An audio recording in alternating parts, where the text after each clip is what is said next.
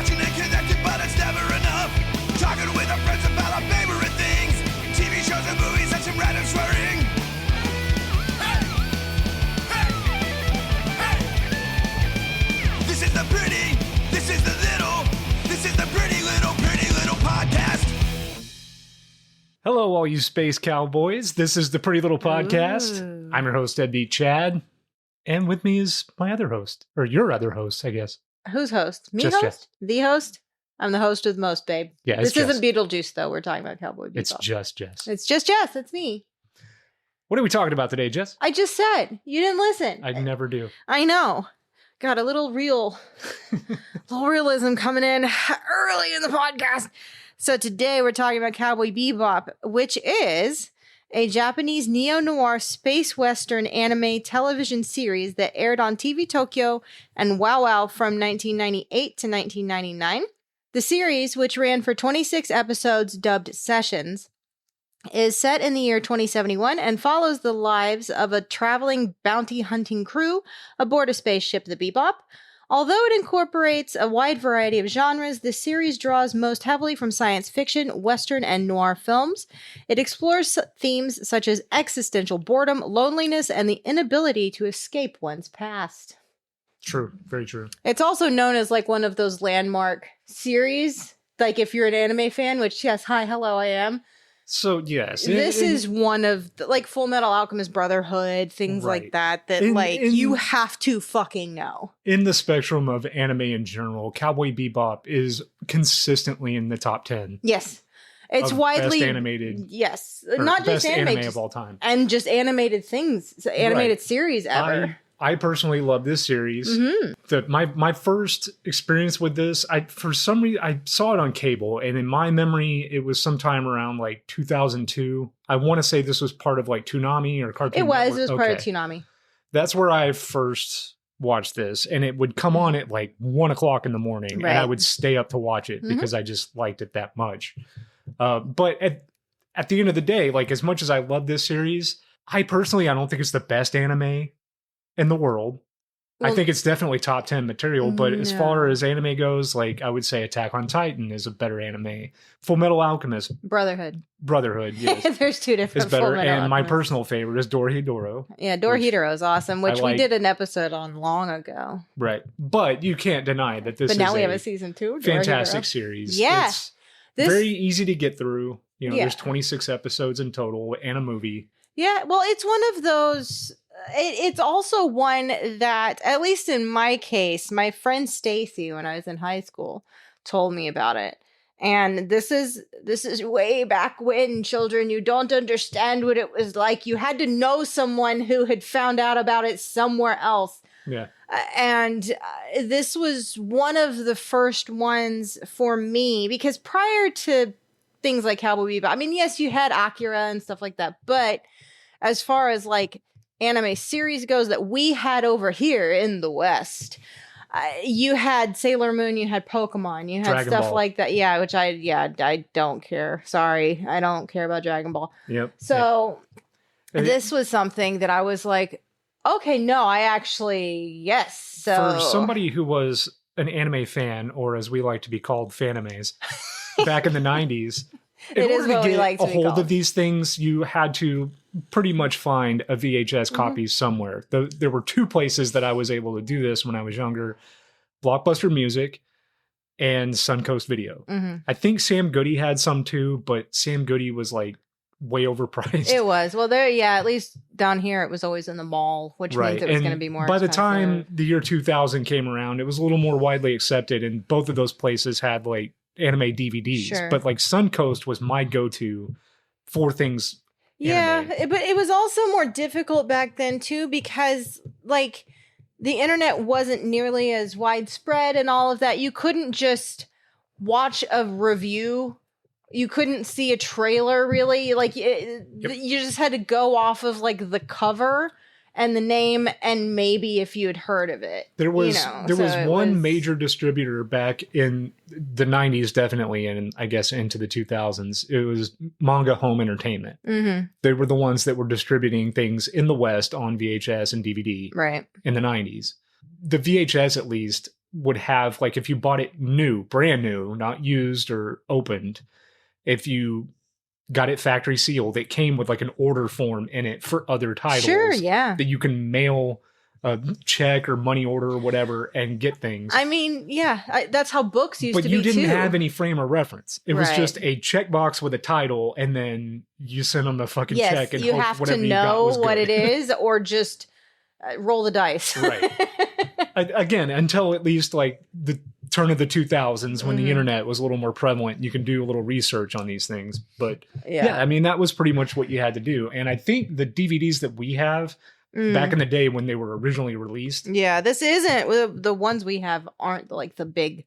yeah, it's not a box set. It's just 6 Collection. individual releases. And each one of these things has like 4 to 5 episodes Yeah. on it. There's Mhm. 6 of them. And each one of those things was $19.99. Yeah, It was not cheap to get these that's back in the about day. right. And then I bought the Blu-ray of the movie Cowboy Bebop, the movie. Yes, we did watch the movie as well, which is also fantastic. Yeah. And in some ways, like, I mean, obviously it had a bigger budget It did. and it definitely shows. Yeah. So something else that we're going to be talking about in this episode, you did something that you did a similar thing for our Roger Rabbit episode, whereas you kind of went above and beyond, and like you, in that case, you listened to audiobooks Right. of who censored Roger Rabbit. Yes. Is that what it was called? I can't remember. Okay. This time, however, you really decided, and I want it clear, I refused to take any part in this, and I told you there is no reason for you to have to do this. But you watched the live action Netflix adaptation I did. of Cowboy Bebop.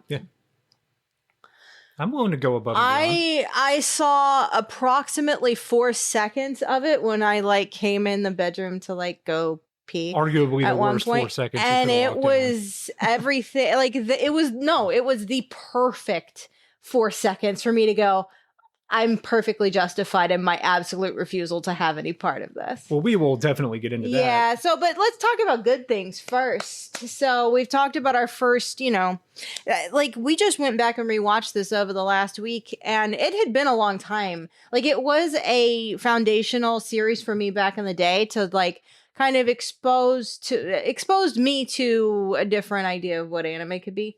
Right? Right. Because it is very much its own thing. It's very episodic, or there's sessions, they call them sessions in this series, and it's space western. Yeah, it's a and the noir, space opera, found Yeah. family, like group of weirdo superhero movies, kind of akin to a Guardians of the but Galaxy. no superhero. No one Yeah, they're has not really superpowers. superheroes. They're bounty hunters, which is, in this world, it's a lucrative career choice. Yeah, There's a whole TV show where they advertise. big shots. Yeah, it's called Big Shot Yeah. for the Bounty Hunters. Mhm. And it's a TV show that they watch that they announce the bounties. Yes. And yeah, so it's just them. I mean, most of the time, not all episodes are even them going after a bounty, though. Sometimes it's not. And there is a very loose, overarching plot, mainly involving Spike, Spike Spiegel is arguably the main character. A lot of what we see is through his like point of view and the way he sees. So when the world. series begins, like Spike and Jet are already kind of Poor. well, yeah, but I mean they're already established as Oh, having okay. known each other for 3 years. I'm just thinking of their bell peppers and beef without the beef because they can't afford the beef. At the point where this begins, they have already been working together for 3 years. Yes. And it's the year 2071. right. The far Spike has less than kind 50 years of from a now. spotty background that Jet isn't really aware of, but Mhm. this is also it's 2071. It's in Mhm. the future. People are kind of like just gray anyway. Like they have gray areas in their morals and Well, yeah, who they like are as these bounty people, hunters so- have no problems absolutely destroying whatever to get right. So their. he doesn't really know much about Spike. He doesn't Yeah. really care. All he knows is that this is somebody that's helping me get these bounties so that we can Yeah. eat and maintain my ship. Well, yeah, but Jet Black is his name. Right. And he he's kind used of to be a cop. yes. Now he's a bounty hunter. Yes. But he is a softie, man. Like he's of course the big, strong, muscly man, but at the same time, he's got probably the biggest heart out of anyone except for, I'd say, Edward. As far as the crew goes on the show, he has his little bonsais he takes care of. You know, he's the cook. It's his ship. The Bebop is his. Yep. So he's always trying to fix it because it's always breaking down. So right, but his Spike's background is that he was like trained and working for a corporation of highly sophisticated assassins. yeah, he was part of a syndicate. right. Yeah, And along with so Vicious and all of he's that, got all of that plays in. training Mm-hmm. that he brings into the He's very picture with kicky. him to He's a kicky boy. help collect bounties because he wanted to escape that life, as we find out over Yeah, kicky and the shooty. series. But yeah, I mean, as far as overarching plot, it really has to do with slowly revealing like part of the mystery of Spike's past in the syndicate. You've got Vicious, you've got Julia. Yep. You know, and things like that. But along the way, they've got the bounties that they go on. And then slowly they start collecting people, much to Spike's chagrin, because he's like, I don't like difficult women. I don't like animals. I don't like children. Right. So, of course, he ends up with all three. And living on the Bebop, which is the name of the spaceship yes. that is owned by Jet. And they are known as cowboys. The bounty hunters are known as cowboys. Cowboys are So, bounty hunters. Yeah. So they're the teams of bounty hunters that they reference in the show Big Shot for the bounty hunters, they're all named after their ships. So Yes. they are the Cowboy Bebop. Right. Yes. Bebop being the name of the ship, and they're cowboys, which are bounty hunters. Correct. So that's where the series gets its name from. And this is a perfect situation for Spike because he is on the run. Because the syndicate that he left is not happy that They he did left. not like that he left. Yeah. Right. And for him being just on this spaceship out and about constantly, it helps keep him under the radar and not in one place where he can be easily but found. at the same time, it is battling his loneliness, his existential. Like he's very, depressed isn't the right word, but he's very and Lovelorn. cynical isn't quite right either, huh? Lovelorn. Well, over sure, Julia. he could be lovelorn over Julia, sure.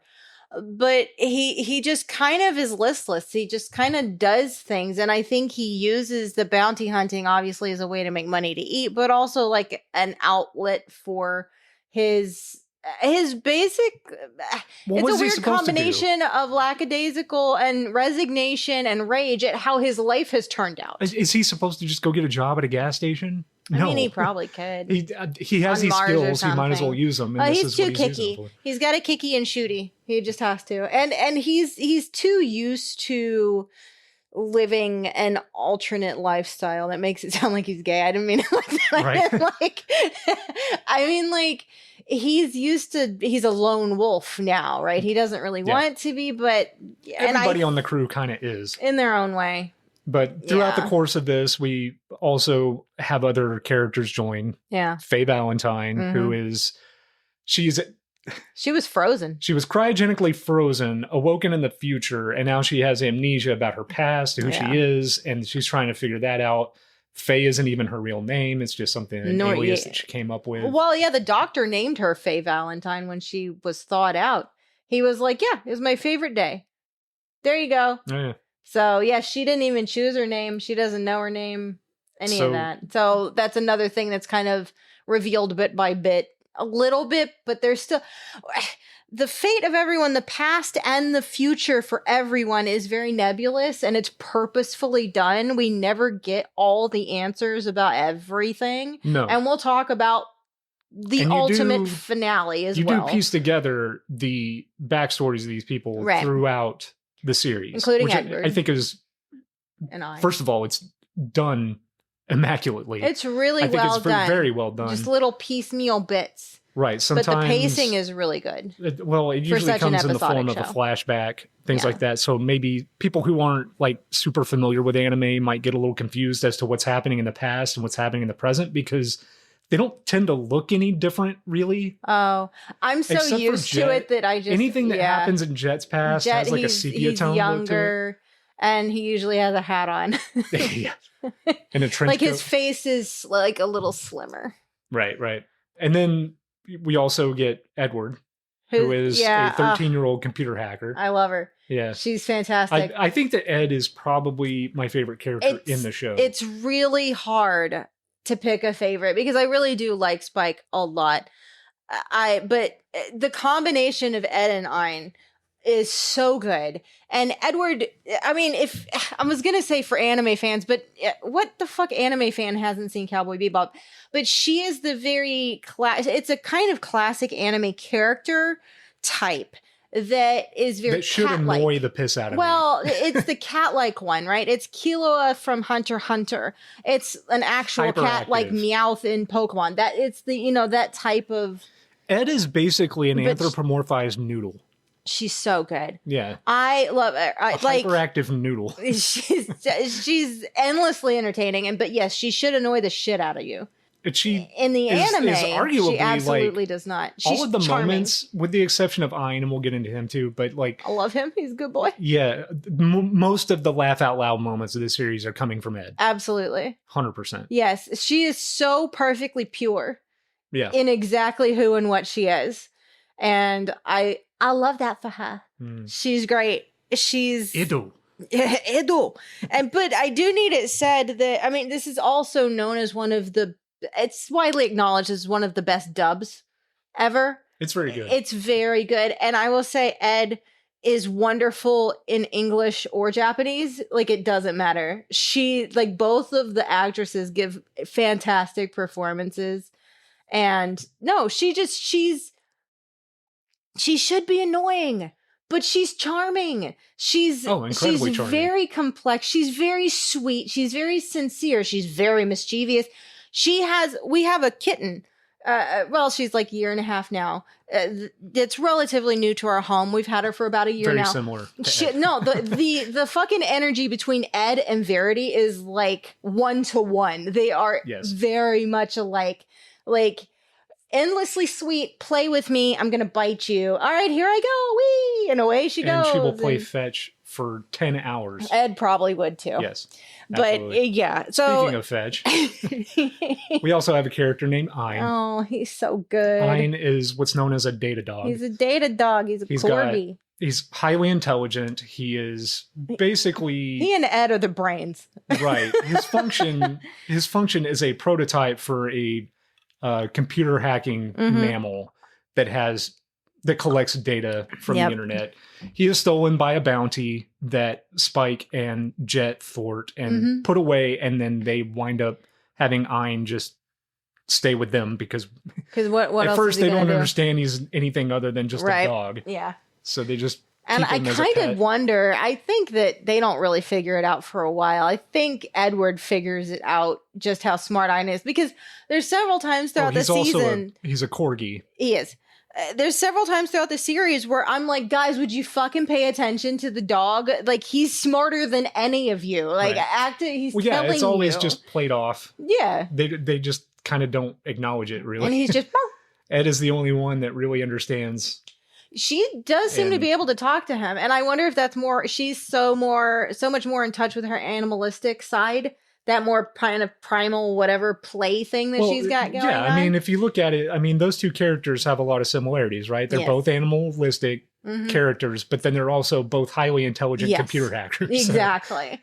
So yeah, it really is, the synergy between them is really good. And when it's an episode where it's just kind of an Ed and Ein side mission, like, I'm here for every moment of it. I love it. I love them going through the desert and messing around with the watermelons and getting into trouble. And for as short as this series is, the way it functions mainly, there are like a couple episodes that are like two-parters, so they're continuations of each other, not many at all. But for the most part, it's basically just a story of the week.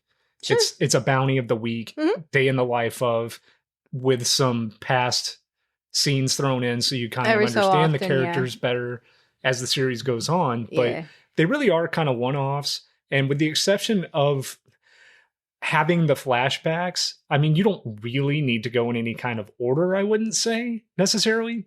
It kind of works like the X-Files in that way. I mean, I would say watch it through correctly the first time, and then just go back Once and you're familiar revisit your with it- favorite moments. Once you're familiar with it, you can watch these things Once in any you order. know, like, Faye's from the past, and you see her as a Right. kid, and, you know, and Jet used to be a policeman, and Spike with Vicious and Julia, and, you know, And Ein's weird, not Ein. for a series as weird short as father this that shows is, there really is only like one filler episode. I really that don't really like isn't it. that good. Well, okay, so we accidentally skipped a disc when we were watching it. We watched the 6th disc before the 5th one. So accidentally.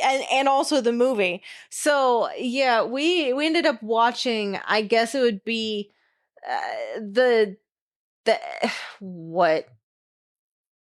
Oh, because there was 4 discs, 4 episodes on it. So we watched the last 4 episodes of the series, then the movie, then we went and watched the 4 episodes before those 4 episodes. Right. So yeah, we just finished watching that. And I know it sounds so confusing, but we wanted to make sure we had everything fresh. And yeah, this episode, because we're talking about the feng shui one, right? Yes. I don't know what it's called. I'm not looking it up. I don't like that episode. Yeah, it's just a very, very strange episode. It's very where jarring. The daughter of one of Jet's old friends Yep. is thought to be dead. And the father's thought to be dead. His friend. Yes. And so he meets up with the daughter after all these years, and she's older now, but she's also like got this device that can like sense the feng shui of the universe, or something. and it's off kilter, it's off balance. So like, yeah, the episode revolves around them trying to put the balance back. Right. Into the universe. He gets a message telling him to come there, and it turns out it's his friend's gravestone, and the daughter happens to be there. Right. And Jet immediately and I love Jet, okay? I do. But he's fucking weird in this episode because she Extremely. looks like she's about 14. He knew her when she was a kid, and he's very clearly interested in her. Yes. She calls him Big Brother. Yeah. And then there's fucking Faye in the background going, "Oh, don't they make a good couple?" And I'm like, what is going on? Yeah. No, they do not. Yeah, like I would say, like, no. I would say if I had to guess, Jet, I mean, in the series, he's probably late 30s. Yeah, I'm not exactly sure, but then 40 at most. This girl is probably 18 at if this that, point. I don't know. It's too much. It's too much, and I don't like it. But yeah, the whole point was, then it turns out the father isn't dead, and he arranged all of this for Jet to bring his daughter to him, and Jet's been trying to mac on her this whole time, and it's like, I don't. It's a very this is strange so episode. Weird. It really is out of character for Jet, especially since like throughout this entire series, Jet is like the father figure of the group. He's the caregiver. I call him Mama Jet because he's making the food. He's making sure everybody has what they need. Yeah, you have him, He and then stays you at have base. Spike, who's 27 years old. I Mhm. believe Faye is supposed to be 22, I have no idea. and Ed is 13. Okay. So that's the age Yeah. of this demographic that we have. And it does work as, you know, this, like I said, it's just a space opera found Yeah. family, Sure. like ragtag group of go-getters. It's great. And nobody's like fully moral or fully amoral. They're I would say they're all chaotic good if you're looking at that. Jet's probably the closest to lawful good, Right. but Faye is the one that's most likely Faye's gonna screw you chaotic over and neutral, disappear. honestly. I wouldn't even call her chaotic good because she has a huge gambling problem. She's prone to disappearing, like very you said. impulsive. Yes. And yeah, she'll screw you over, disappear, and then She's apologize also on and the come run home. from debts, from being frozen, Yeah, and all yeah. of that stuff. So, no. But, yeah. Which is bullshit, by the way, because she didn't ask for that. Well, even if she did, I mean, they told her after the fact. Right, that it was going to be exactly. like $30 million or whatever it is. It's like, what? And then she gets dicked over believe they by call that it guy woo. trying to like mac on her. And then he faked his death. And then she had to assume his debts too. It's all bullshit. Yeah. Then you have the movie, which is, like I said, it's a fantastic film. You do have to watch this series. It definitely helps before watching the movie, but yeah, it takes place during the course of the series, but after everybody has joined the Bebop, so you have the whole gang there. yes. It clearly doesn't take place after, because we'll talk about how the series right. ends, It's not a prequel. It just takes the movie came out in 2001 after the series had ended. Right. Yes, but it takes place during the series. It's just like a really long episode, really. Right. A really long, well done, high budget episode. Yes, it fits right in with everything else. Which clearly had a except bigger the feng budget. shui episode, because But yeah, that centers around, once again, a bounty. This bounty is extremely dangerous because he's got these marbles that have the ability to release poisons that he yeah, and it has wants to put do into the with water like supply. part of your lymph nodes. Like, I don't know. There's like the plot is internal stuff. basically Batman Begins. Right. Where But the this came Scarecrow out wanted- before Batman Begins. Yes, it did. So this whole like contaminating the water supply and making But everybody the bounty fall on this over. guy is so high that they can't resist. They can't. They going after him, have to do. They have no regardless choice. how ridiculously dangerous Yes. and unlikely it is that they'll succeed. Yes, but Yeah. I mean this thing has all kinds of interesting shit in it. Like the directing in it is incredible. Mhm. The fight scenes are great. The choreography that's going on. There's entire like ship battles in this thing that are just Yeah, awe-inspiring. and I'm not really one for space battles, really, but Yeah. these are good. I love space anything. Like, yeah, science fiction's my thing, and this is Yeah. definitely a great science fiction film. Just if you're interested in science fiction at all, watch that. And it's but got a lot of good ed. just and know that you do I'm- need some kind of context watching the series. But- At least like the first, Yeah. 2 or 3 seasons, Yeah, sure. just to get an idea. Jet isn't in the movie that much, though. It's very much Spike, and then Yeah, Faye and Jet Ed are not in and it a I- whole lot. yeah. It's mostly Spike and Ed, and then Spike is the one that spends most of the time going after this bounty. Mhm. And Faye shows up, but then she gets poisoned, and she's kind of There's a doing her own cult. thing. There's like a whole lot going on. One thing we did fail to mention about Cowboy Bebop is that this series, it is highly influenced by music. Oh, well, yeah. Well, I was going to talk about the soundtrack for sure. Mainly jazz. It's one of the iconic openings in anime. Yeah, it's notorious for having the soundtrack to it that doesn't quite fit, but it is so Cowboy Bebop and Yep. perfect for the series. For the most part. Occasionally, what was it? I think it wasn't the Cowboy Andy episode, but one of them we watched today, I was like, this is elevator music. Yeah, it's like you admit, elevator music or like on hold. Oh, music. I think I called it hold music, actually, not there's elevator like music. entire action scenes in this series, and it just sounds like the soundtrack is something you would hear like while you're on hold with your doctor's office. Yeah, sometimes it is really funny and it'll kind of make us laugh, and you're like, but I'm here for it still somehow. Yeah, I mean, it's because the concept itself blends so many genres already. Why not throw weird ass music in the mix too? Sure, yeah, absolutely. It's something that works well within the context of what you're seeing visually and what's Sometimes. going on, but it's not something I would really listen to. Well, no, but the outside opener of is a the fucking series. banger, and I like the ending song as well. Yeah, the So the theme song for it is absolutely a classic anime yes. song. I had to. I'm not gonna do it on here, but I did sing little bits along, like every time it would start, because like you can't not. Yeah, little it's bit. very good. It's good. It's just also because it's been a part of my life for so long now, even though I've only seen it a handful of times. Mhm. It When it works just takes with- you back to that. Whoa. It just This kind of is works with the different. style of the show too, because it does have that kind of like 70s. It's a very like James Bond Exploitation. opening. Yeah, That type of like sexy gun, like whatever Cigarettes. jazz. Yeah, There's a jazz, lot of alcohol.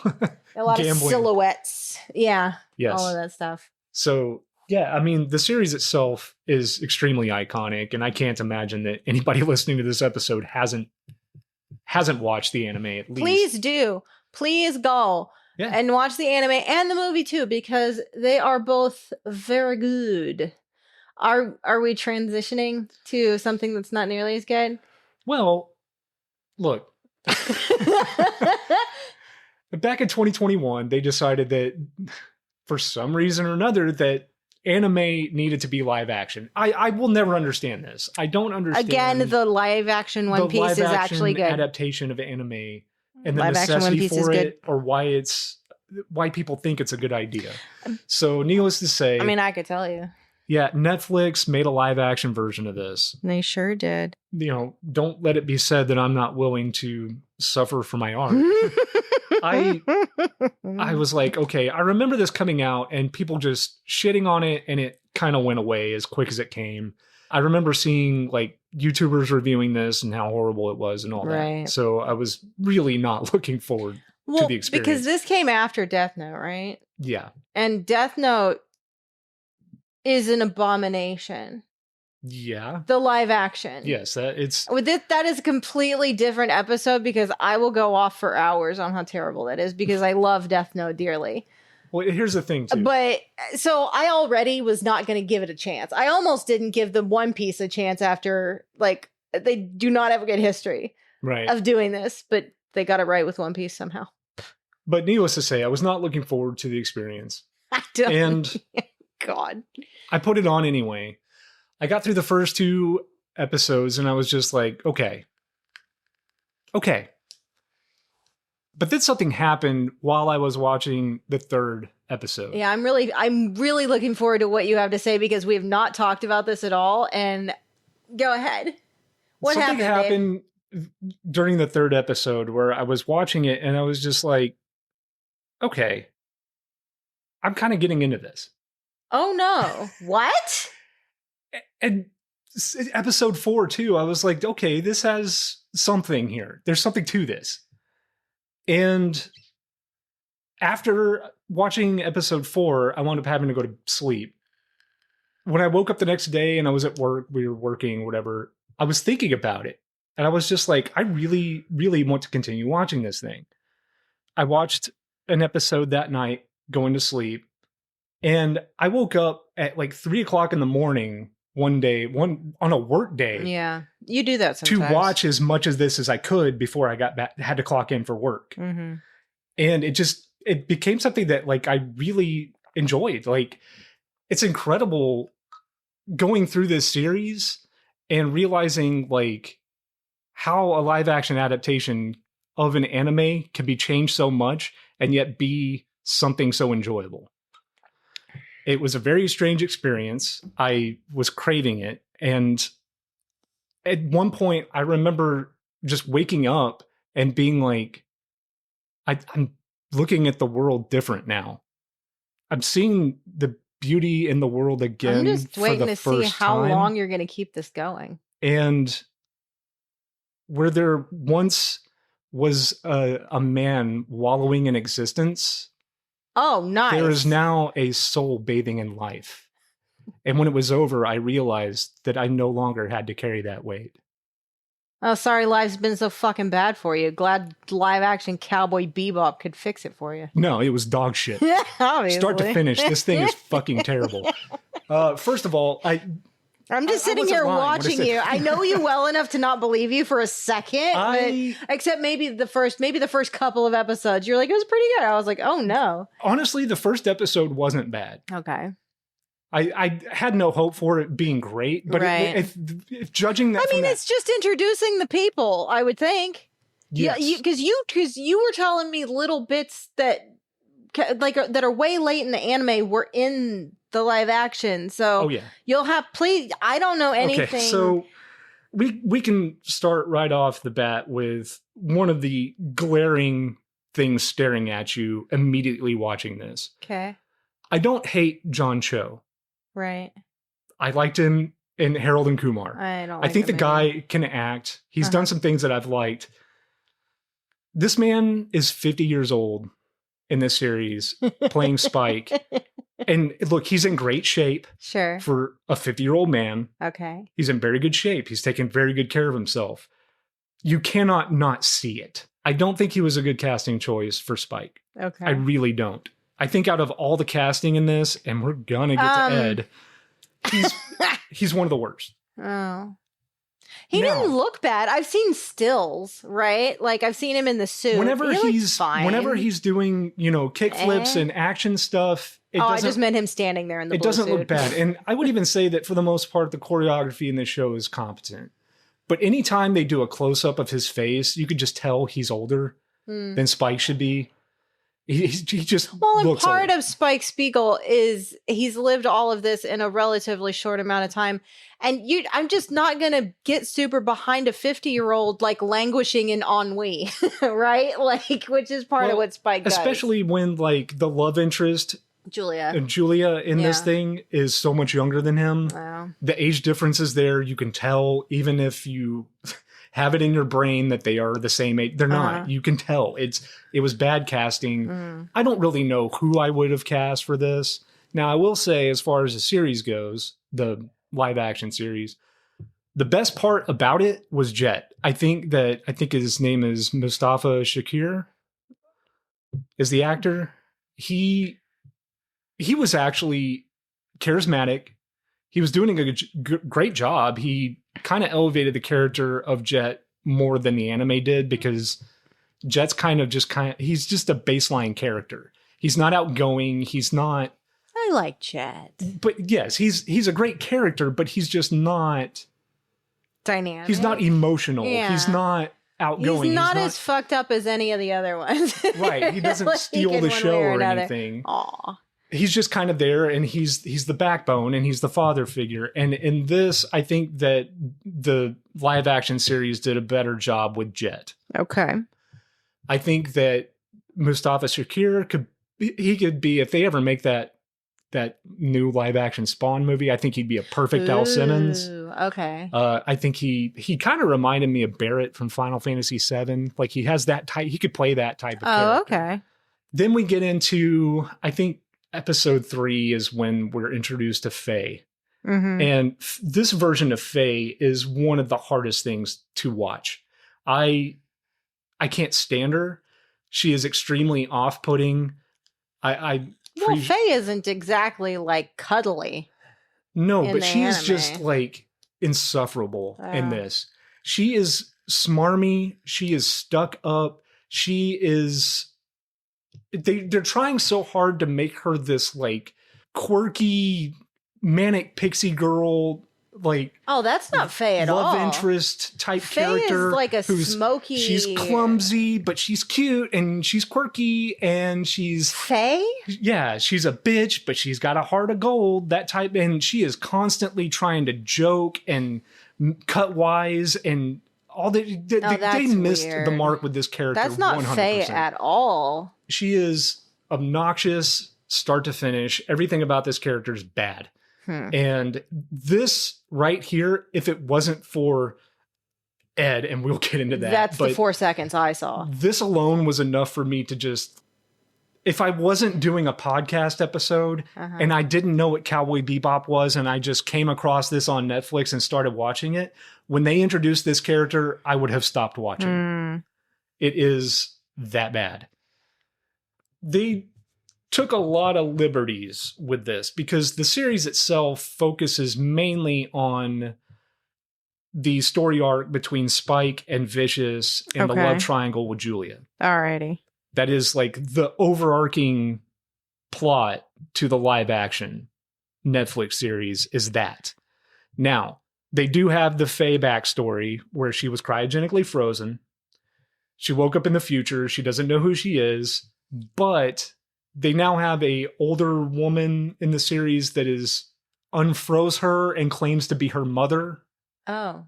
Which we don't even meet Why? until most of the way through this thing. She shows up, and her and Faye are supposed to be mother and daughter, but they're not.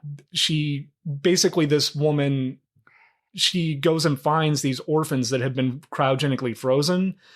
She has them unfrozen, I guess pays for the unfreezing, whatever, and then has them join her in criminal activity. So that's where they get Faye's. So she's like a weird Fagin, like creating her own Oliver Twist, like Artful Dodger group. So that's where this series comes up with the idea that Faye is this like backstabbing bitch of a person, but she does have a heart of gold because she's still just trying to figure out who she is. And, she's a victim. She is a victim. Okay. In this series. So I went into the bedroom Wait, no. We got to get to Jet because they give Jet Okay. a backstory that is not in the anime as well. Okay. In the He's live just action he's a series, cop. Jet, He was a cop. he's still an ex-cop, but he has an ex-wife and a daughter. His ex-wife is remarried. Okay. So he is trying to balance between being a bounty hunter and being a father to his daughter, which is kind of conflicting to say the least, because he can't always be there for her because he's always chasing these bounties, Right. which is why his wife left him in the first place, because she couldn't put up with this lifestyle. So she remarries, and the new husband is kind of like a pain in his ass because the new husband just wants him to be a father and let go of the bounty hunter shit. And he's like, Why this are is they how I make adding money. all this weird backstory shit that just doesn't exist? I don't know, because they had the blueprints for What? this show already. Yes. And I'm not the type of person that's like, look, this should never have been a 1-for-1 remake. Because No. what the fuck is Well, the point even of that? the live action One Piece like condenses some things, changes some things, but it all Yes. makes sense and is still in keeping with the characters This is and the arcs. This is very So- much Cliff Notes version of Hmm. Cowboy Bebop. There are elements of the Or anime maybe here. Chat GPT.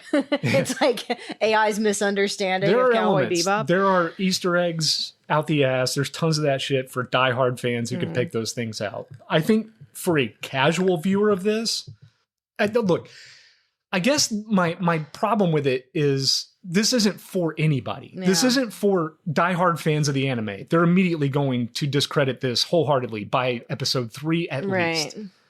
And anybody who doesn't know what Cowboy Bebop is, what is the draw to this? Yeah. Any normal person that just finds this on Netflix and is like, oh, okay, I'm going to give this a shot. Like I said, as soon as they introduce Faye, they're going to tune out. But if they But- get past Faye Yeah. and And they keep watching, like I said, the series mainly focuses on It Spike gets and worse. Vicious and Julia and Spike's backstory, where he came from with the syndicate and all that. Then there's kind of a subplot that involves Spike and Jet, because Spike has been lying to Jet about his past because he doesn't want him to know that he worked for the syndicate, because I think Jet's character in this, when he was a cop, was trying to bring the syndicate down. which would make sense, I So guess. It depends.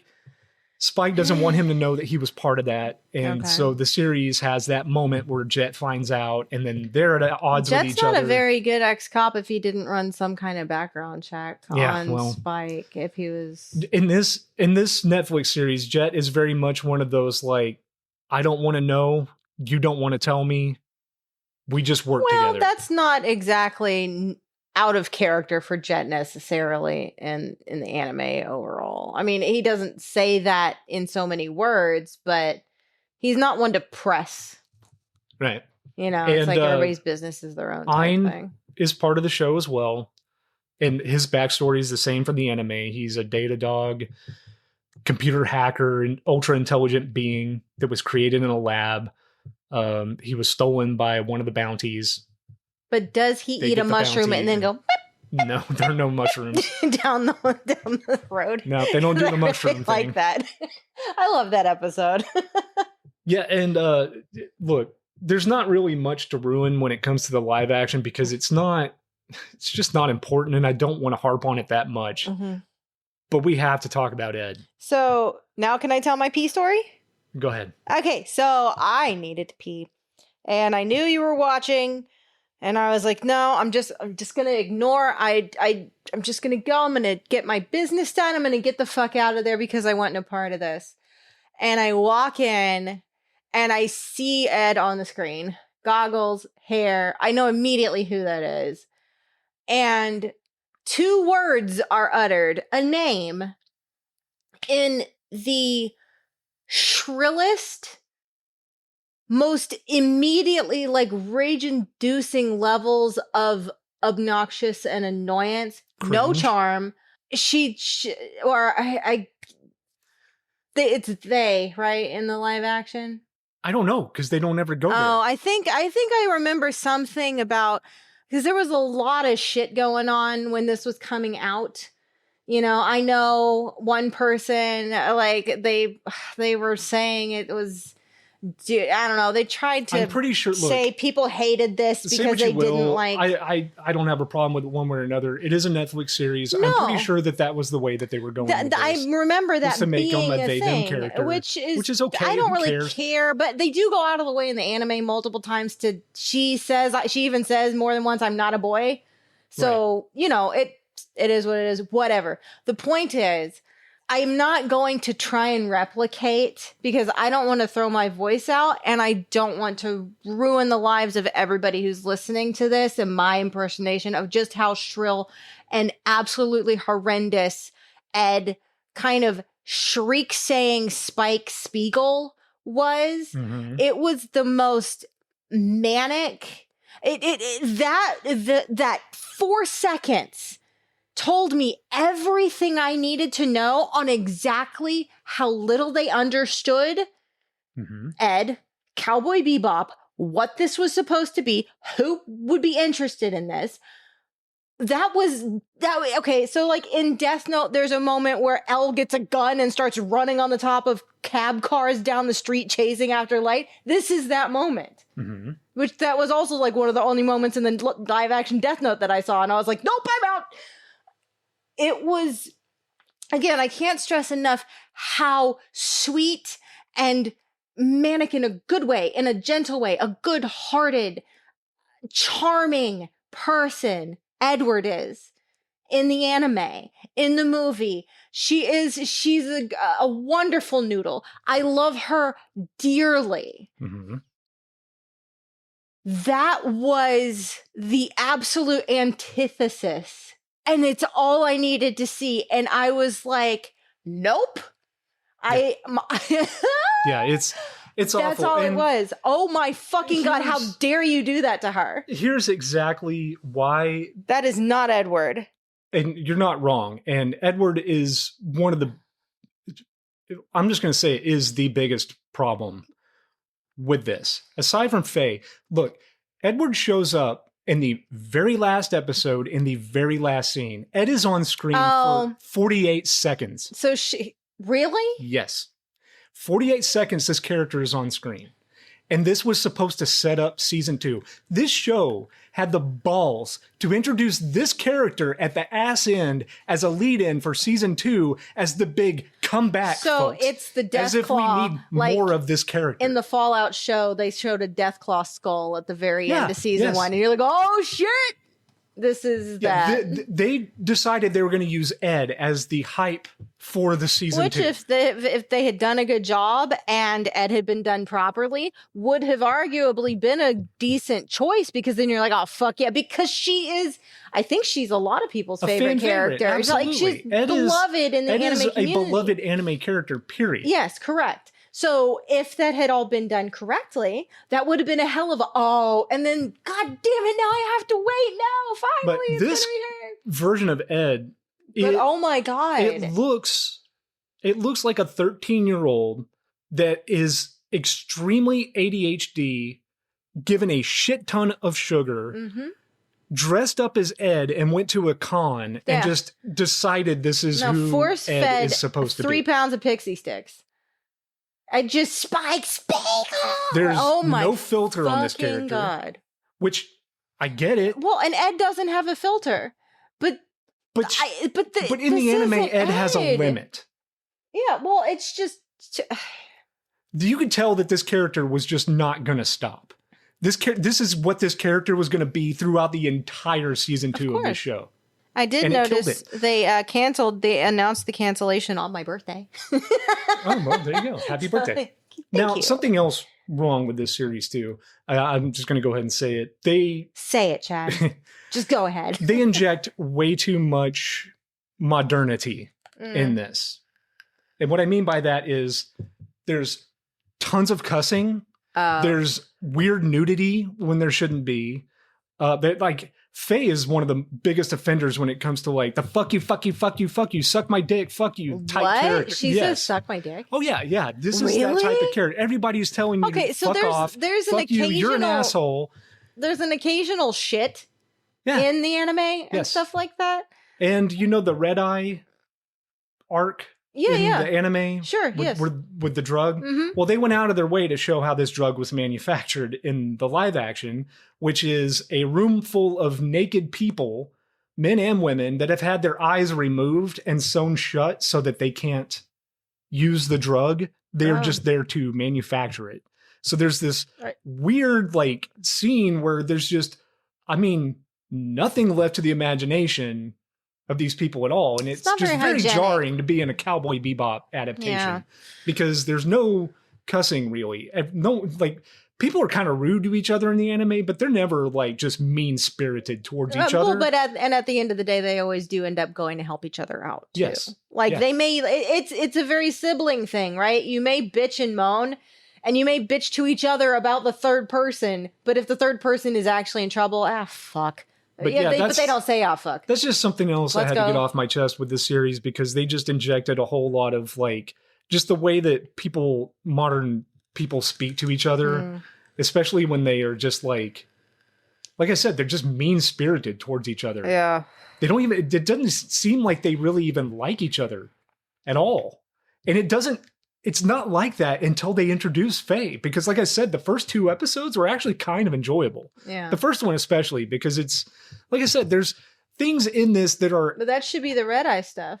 right. Well, no, it's the red eye. I'm going by anime. No, the red eye arc. I think that's like episode 3 or 4 or something. None of okay. this is in the same order at all. Yeah. But there's some things here that are competent. Like I said, the directing is great. I think it looks fine. I don't think it looks bad stylistically. Right. I think that doing 1-for-1 adaptation of the intro was a bad idea Oh, they because did that looks that? terrible in live action. Yeah, they did it shot for So they're shot. going to drastically change so much of the rest of it, but the opening, Yeah, We that's gotta the be one thing they faithful to stuck that. true to, and they, ironically, because just it doesn't gets look good. people hype, and they're like, "Oh my god, maybe dare I love again?" No, immediately no. Okay, But I great. think that if they had taken their time and effort into making this series something completely different than Cowboy Bebop, it might have worked. well, it's Maybe if they tweaked some of the characters, like I said, there was no saving this Faye character. There's no saving the Ed character at all. Like well, they that, clearly those were missed the the biggest fundamental problems with the series. characteristics of those two. Clearly, Yeah, but I the think Jet was good. You said. I think that there is something to this that could have worked as an original concept well, and because it's just silly because this is already like a bounty of the week thing. right.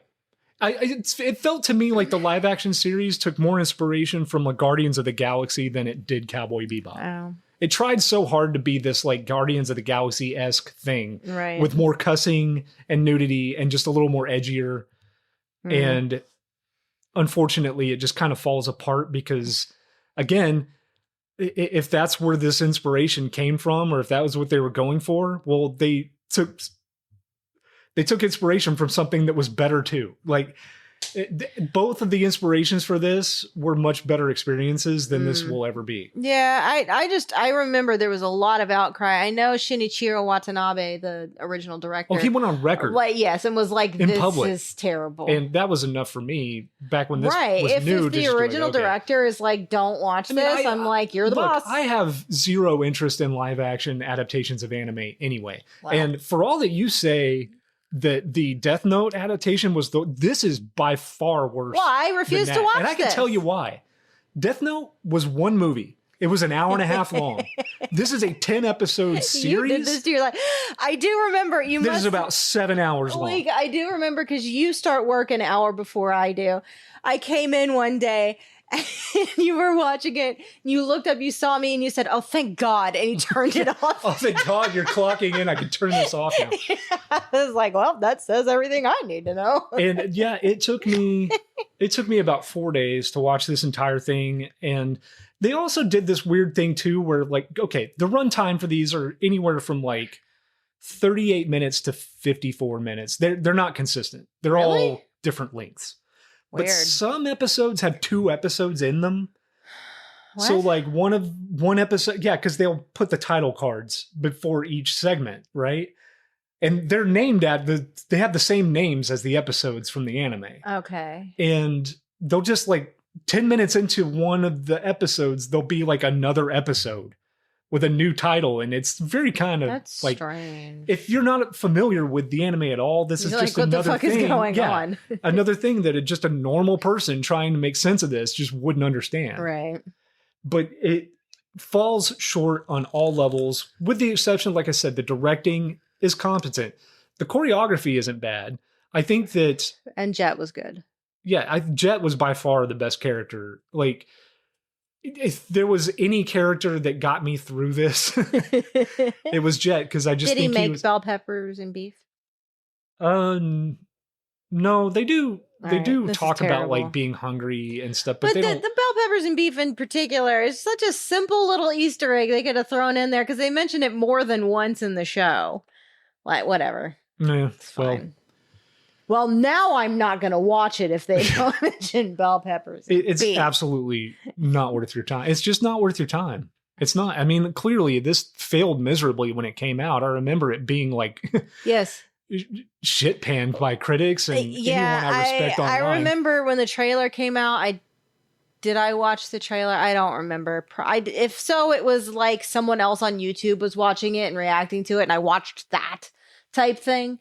But I genuinely don't remember. But I do remember everybody losing their tits over it in not a good way. Yeah, and I was like, yeah, that's about right. like I said, before Faye comes into the series, like Spike and Jet actually have chemistry on screen together. It just seems like when they introduce her, everything falls apart. Like the dynamics fall apart. Everybody is just acting mean-spirited towards each other. And then there's that weird like arc with Jet and Spike being at each other's throat because Spike was lying to him about his past. That none of that happens in the anime. And it really, I think it's because they wanted this moment where the entire team falls apart. Right. So that they could come back together. For the rally and cry in the end of the second act to defeat the big bad in the third type thing. It never gets to that point where they all just come back together again in this like moment because you don't care. You don't care at all about these characters or their motives or where they end up or where they're going, where they came from. None of this is even a fraction as good as the anime. I'm not surprised. And that's my review of the live action monstrosity that is Cowboy Bebop. Good job. Kudos to you, man, because I wasn't about to do that. It was and I even difficult. told you, I was like, you don't have to. It was very difficult. You don't need to do this. Please, babe. Stop doing this to yourself. You're a shadow of the man I married. Not only that, but I was just going through my day. I just felt angry. Like, well, that's good. I did, man. There was not a time when I was looking forward to it at all. I was just like, I have to do this so I can talk about it. Give me something else to talk about on the podcast. Because look, what can we say about Cowboy Bebop? It's awesome. Yeah. That's the episode. The anime is fucking awesome. Yeah. Everyone should be watching this. If you like anime, you've probably seen it. If you haven't, why not? Yeah, and stop what you're doing and do it now. Even because if it's you're not great. a big anime fan, like trust me, this one isn't. There's lots of different like tropes in anime, and this one isn't a particular tropey anime aside from like the kind of character that Ed is. Yeah. But they don't have the typical little like explosion when he's angry or I love when they like can that type of stuff, which I love too. Like it's whatever. When they can take a character like that is it. You know me. I do. By and large, I just don't care for child actors. Right. There are a few that I'm like, okay, fine. For the most part, they come off extremely punchable. And a lot of them get under my skin. I don't know what it is. I just don't really care for child actors. Okay. Now, when it comes to anime, I have the same kind of problem with these types of characters, right? The ones that are just hyperactive, they got the cutesy voice, they act all cat-like, things like that. It tends to kind of wear on me, and it wears thin pretty quick. Okay. Ed doesn't bother me. No, Ed is she's one of the great. most enjoyable parts of this. It's just like Ebisu and Dorohedoro. Well, I another one of definitely those types see of a characters. lot of parallels between Ebisu and Edward. And I was thinking that as we were watching this week, I was like, oh, no wonder he loves Edward. There's Ebisu so is many, an awesome character, one of my right. favorite parts of Dorohedoro, Yeah. just like Ed is in Cowboy Bebop. Yeah. And I always appreciate when It's a they similar can write kind a of character and make a innocent- character Yay! like this and they come off as enjoyable. Right. Because you shouldn't be looking at a child on screen and wanting to punch them. No, You should be generally looking bad. at them and drawing some kind of connection to a time when you had a childlike Absolutely. sense of wonder. Yeah. Before the world beats you down. Right. Before you get old and no one cares what your opinions are, and you still have a podcast And sometimes you and just want to have gotta, them. sometimes you just want to dance around with a computer on your head, okay? Like Yeah. it just, you know. And you want to have noodle arms. Absolutely, dude.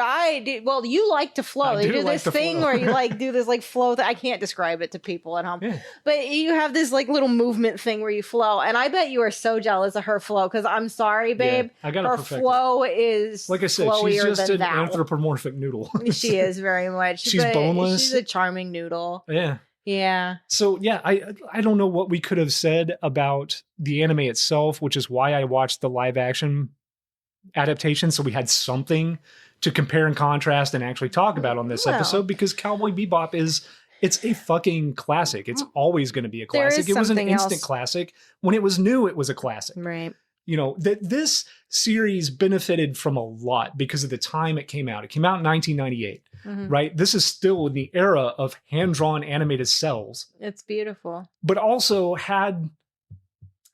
Well, took it's- advantage of the fact that they could use Yeah, computer and technology to the art highlight. style of the characters as well is kind of bridging the gap between like older like 90s style But it anime is and moving into the perfect. new the way Like, the characters are drawn. When it and is stuff supposed like to be that. still, it is still. When it is supposed to be epic and there's supposed to be tons of action and motion, it captures that very well. It learned a lot from its predecessors. Mhm. It took a lot of inspiration from other anime that came out before this, Sure. and it perfected the formula while also being part of this new era of anime where they kind of had to use computer enhancements.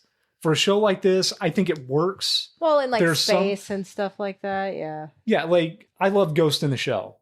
Yes. Right? Uh-huh. Ghost in the Shell was one of those early adapters of using computer technology to enhance the style of anime and kind of elevate what it was doing. Right. And it worked incredibly well for that as well.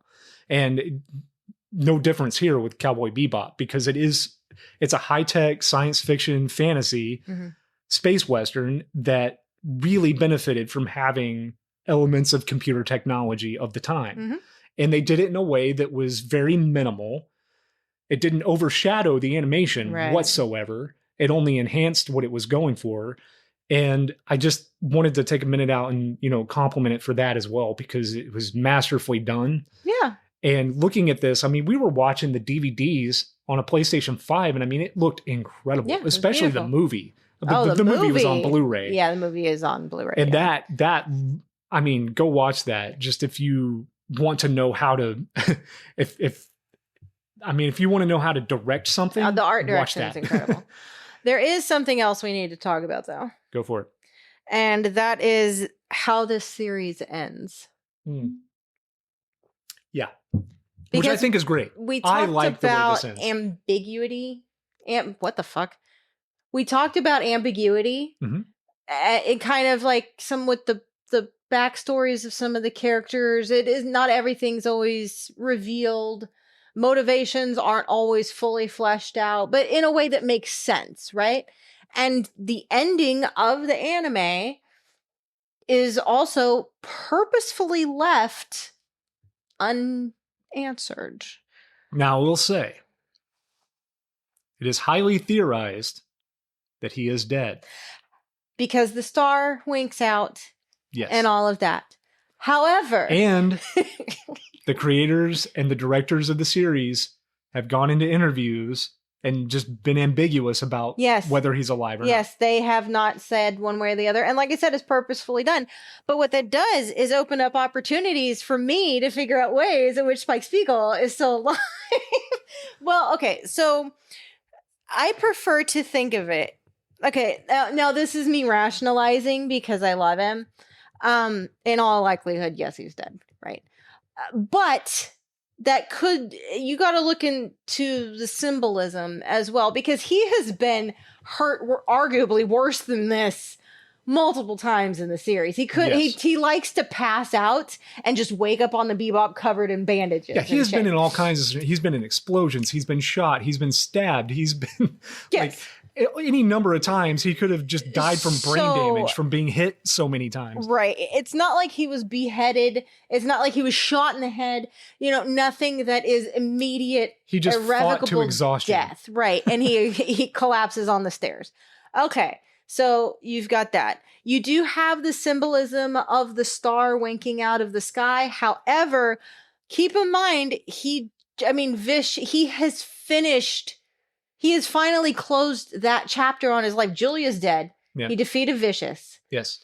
That's done. So I would argue that there is a possibility that star winking out is that job of his, that section of his life being done, and now he's free to figure out what life is after this. Like this has been his main purpose, what he's been running from, and in Julia's case, running to the entire series. That's kind of what that is done. That's what he says to Faye, like before he goes off to do this final fight, right? This final battle. She tells him, "You're just going there to die," and he's like, "I'm not going there to die. I'm going there to find out if I'm alive." Exactly, and so this is beautifully done because it's Schrodinger Spiegel, right? Because like it's equally possible that he suffered enough damage, fought to exhaustion, and then allowed himself to just go, like let everything go, and he dies and the star fades out. I think it's perfect. Or in my mind, he died because that's the way I think that this series should end. I think that there needs to be stakes, and I don't want this coming back. Oh, no, it's done. That has nothing to do with it. I just mean it could be the death of that part of his life, and then he can now he can find out if he can live. That's the ultimate question for him. It's the loneliness, it's the existential boredom that he displays off and on throughout. People he's seen as like lazy or just like doesn't care about much of anything, which is partially true, but he's also weighed down by so much that he's running from the again, his life did not turn out like he wanted. He wanted a life with Julia, but then Vicious, basically blackmails her and says, you got to kill him or you're both dead, and puts her in a terrible position. She doesn't want to kill Spike. Whatever it is that he wanted when in that moment, if he wanted to go ahead and die, if he wanted to lay it all down and say, I did what I'm done, then I hope for his sake he was able to find rest. And if in that moment he's exhausted and he can finally let that go and start to live, I hope that they scoop him up and that he's okay.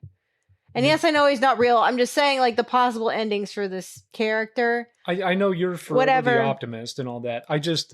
For me, like I said, it's whatever he wanted in that moment. That's what I want for him, whether that's death or life. I just want him to be able to finally choose, free from the shackles that he had been putting on himself, quite frankly, throughout the whole fucking series.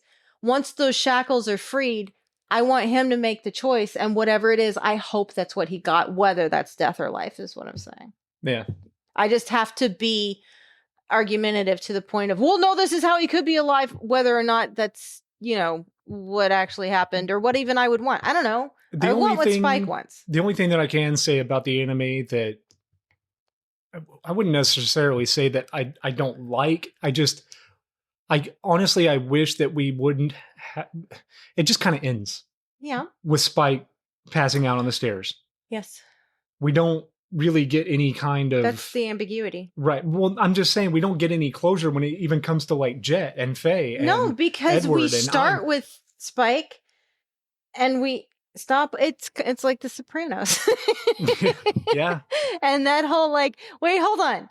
Did they kill Tony? Is that why it suddenly cuts to black? I love The Sopranos. I'm not going down that route. I'm just saying there's a correlation there, right? Where if Spike is how we've been mainly, witnessing most of this story, then it makes sense. It just would have been better to me if, like, before Spike had gone off to do this fight with Vicious, if maybe the crew had come together and worked out a plan as to what they were going to do for the future, and then he goes and does this and dies on the stairs, then at least in my mind, we would have, I could say, okay, well, at least like Jet and Faye and Edward and Ein are all doing this. Well, I mean, they would but I have all... no clue where they are in life, No. you know, after this. No.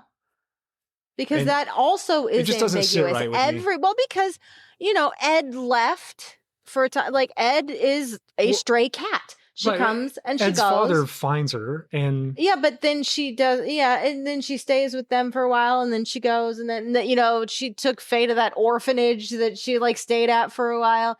So she's a stray cat. yeah. And, you know, so eventually she's like, no, I need to go back to the ship. You know, I think, and Faye, I mean, who knows? She comes and goes multiple times. Jet's the only constant, really. And I think Ein, just because where else is Ein going to go? Mm. I think ultimately it would probably end up with Jet and Ein going around doing stuff. Faye checking in from time to time. Yeah, Ed showing up, who knows when. The series doesn't work without Spike anyway, so I That's guess it why doesn't it ends really when matter. he But faints. yeah, I get it. I No, understand. There's no closure for me on these other characters, and I think that's intentional because there's no closure for Spike either, right? Like they in my mind, Spike is dead. No. I don't mean as far as his outcome. I mean he never really knows or seems to care what happens ultimately. Like he never asks, "Are you going to be okay if I'm gone?" Well, to him, he died a long time ago. Exactly. You know it. So we are put in that mindset with Spike at that time, and we're only given what he's given. Yeah. Now, again, I don't want to see this series come back. No. I think it would be cool to have a movie every once in a while that just took place during, like the movie. Just more adventures. Yeah. I think that would be fine. It would have to be the original voice cast, though. Yeah. Although the movie, the version that we watched, doesn't have like an English dub. This so is we had to watch really it subtitled. irritating. So we watched the anime, not the movie, the series in English. Yes. That's how I first experienced it. Right. I'm one of the people that it just depends. I've some With a voice anime I cast watch as only in good- Japanese, some in English. Yeah, with the English So- voice cast as good as this is, I prefer the English dub. I like it as well. And so the Blu-ray stated it had English and Japanese on the box. It does not. It only has Japanese. And we had to turn subtitles on through the PlayStation. Yes. It didn't have a setup option in the menu. No, it didn't.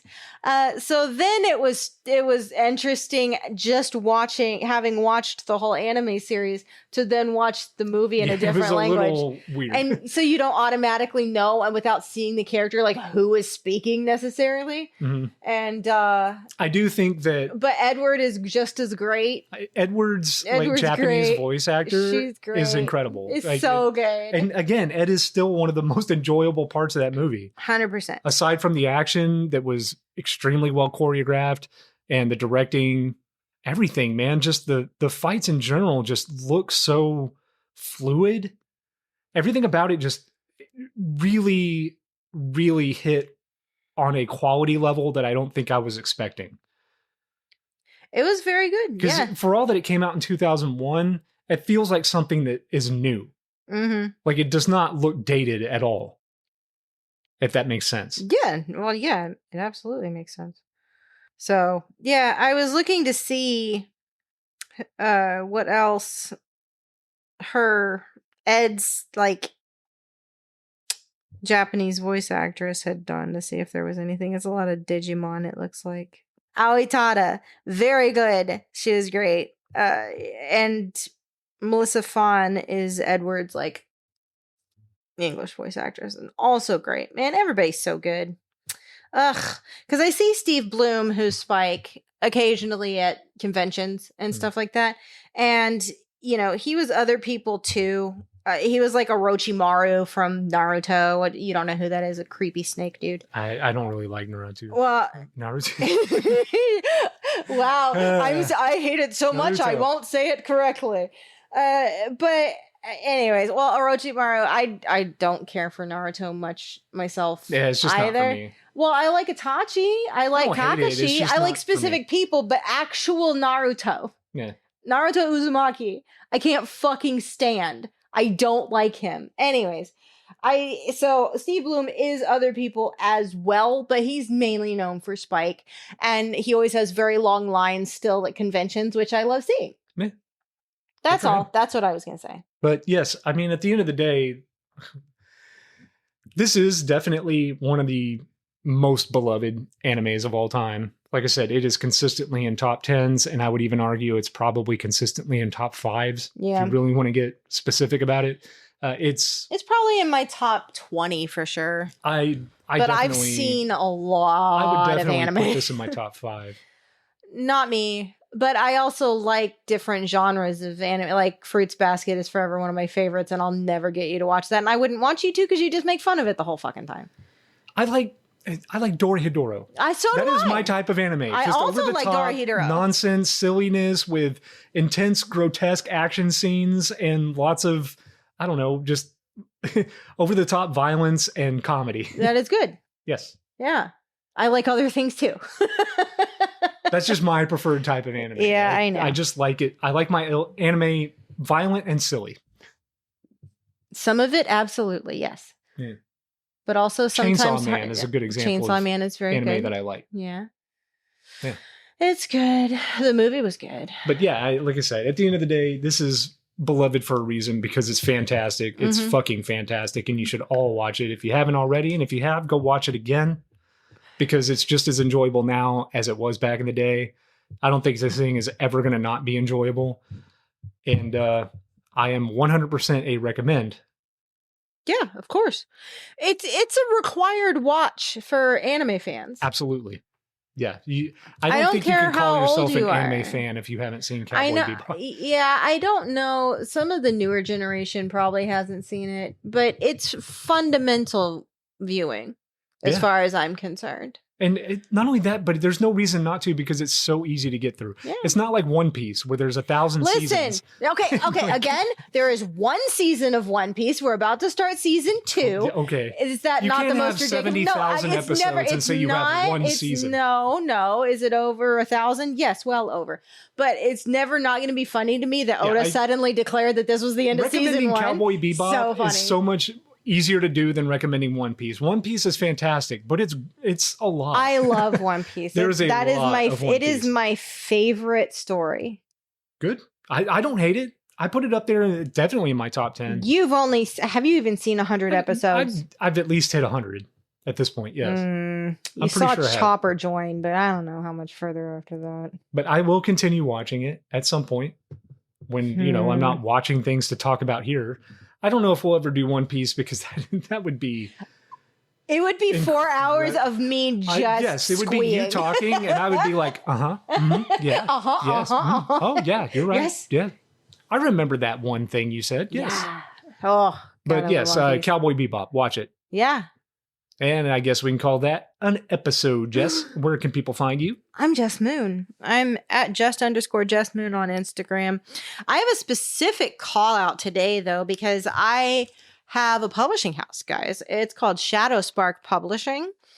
And today, as of the day that we are recording this, the very first audiobook version of a Shadow Spark book is available. And for this month only, it is free on NetGalley. And so this is my author, Cassidy Corsi. That's Cassidy with a K, Corsi with a C, like she likes to say. You can find her on shadowsparkpub.com. Her first book in her series, it's called Fallen's First. And it is a wonderful, like, kind of dark fantasy. It's got the sins, like the 7 deadly sins involved. And she's a fucking glorious person. I love her to death. But her first audiobook is available on NetGalley. So go to netgalley.com and look for Fallen's First by Cassidy Corsi, or you can find the spelling of everything on our website and check it out for this month only. It is 100% free. If you do, leave her a review.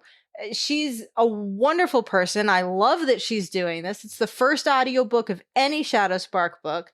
We don't actually make any money off of it. It's her funding the audiobook. We just, kind of sublet the rights for her to do it for her own book. Nice. But it's a super awesome fucking thing. And so, yeah, go find that.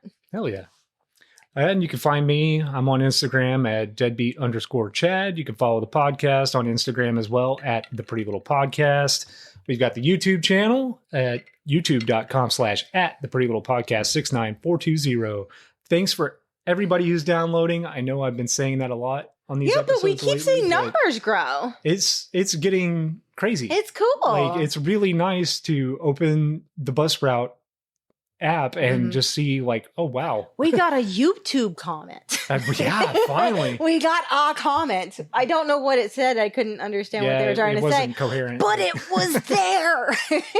Right, and it's incredible to see you guys really showing up for this thing. And we started this as something for us to do, and that's what it's always going to be. It's going to be an excuse for us to watch something together and then talk about it. Yeah, man. And it's good to see that there are people out there that appreciate it and they like to hear what we have to say. And we appreciate you just as much. Hell yeah, we do. And we hope you continue listening. Hell yeah, we subscribe, tell people. Let's see how far we can take this. See you later, Space Cowboy. Stay pretty. Stay little. I really hope someone out there on a bus somewhere, they're listening and they just whisper very under their breath to themselves, "Stay podcast."